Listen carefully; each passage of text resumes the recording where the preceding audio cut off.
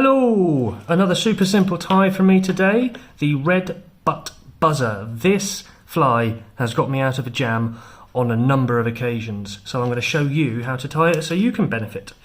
In the vise, I have a Togens Scud Barbless. This is size 12, size 14s and 16s work best for this fly. I've scaled up to a 12 so that you can all see what I'm doing a bit better.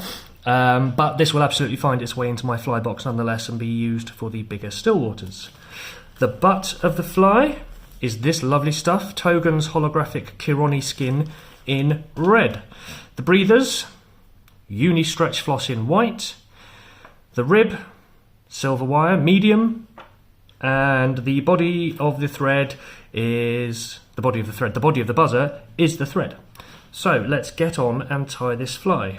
As you can see, I've already caught the thread onto the hook. And what I've done is taken in my hand here a piece of the stretch floss and doubled it over. Try and get the tips broadly aligned just so they don't interfere too much with your tying. And then with a pinch-in loop, catch them on at the front.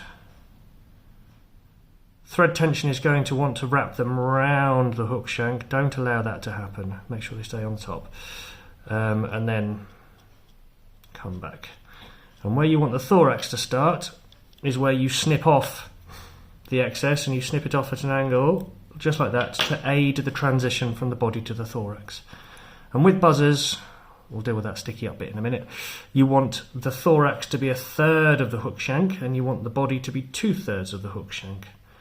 Not precisely, don't get the measuring tape out or anything silly like that, but on the whole, that's what you're looking for.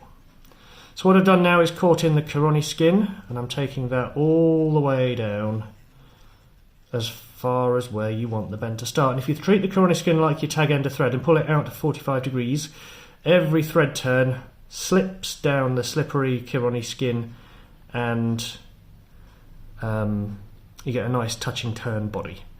And then it's just a question of however many wraps of the red stuff you want for your butt. Just going to hold it there, it's a bit slippery, it keeps wanting to move. When you've got enough, I like subtlety with this, but when you've got what you want,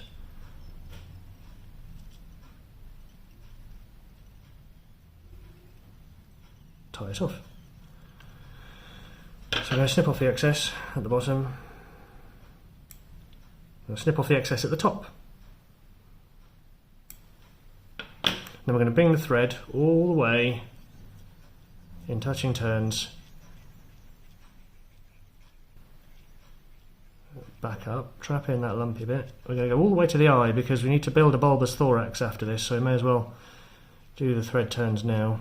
That's where the thorax is going to end and the body's going to start, and that is where we tie in our rib.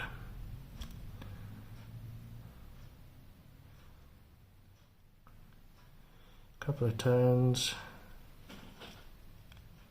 Get the wire where you want it. I can't see where that is. There we go. Right, wire is secure. Pull that out at 45 degrees, and what you'll get is every thread turn sliding down that hook shank. There we go. Just a hint of a butt. And then bring that back up in touching turns, making sure you cover as many lumps and bumps as you can to where the thorax is going to start. I am then going to throw in a quick whip finish, just to save my work. And then you rib the body. Okay, I am counter-winding out of habit more than anything else. We're going to coat this in lashings of varnish, so it doesn't really matter whether you counter-wind or not.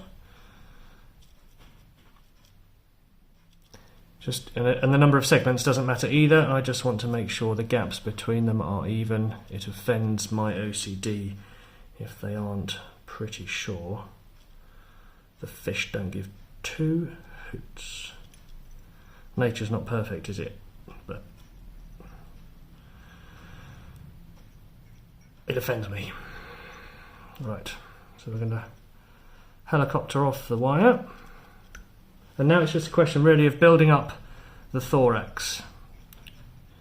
So I'm going to go down to halfway a couple of times, or halfway, all the way, back up, halfway, halfway again. And really the thorax, that you want the shape that you want. If you want a big fat one like a rugby ball, go for it. If you want a slimmer one, like I do, that's also fine. It just needs to be a little bit fatter than the body. There we go. Right, and the last thing to do, finish with a whip. And we're going to do that in front of the breathers, so the breathers get kicked up. 2, 3. Doesn't need to be more than 3 or 4 turns because, as I said, we're going to coat this in lashings of stuff.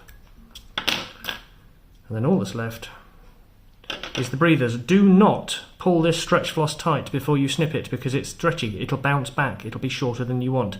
Leave it like that and then snip it where you want it. And then when it's wet, it becomes slightly translucent and behaves really nicely in the water. And that is the red butt buzzer. Let me know how you get on. Find me via Togens website. Find me on Instagram. I'd be really keen to understand how it fishes for you. And until next time, tight lines.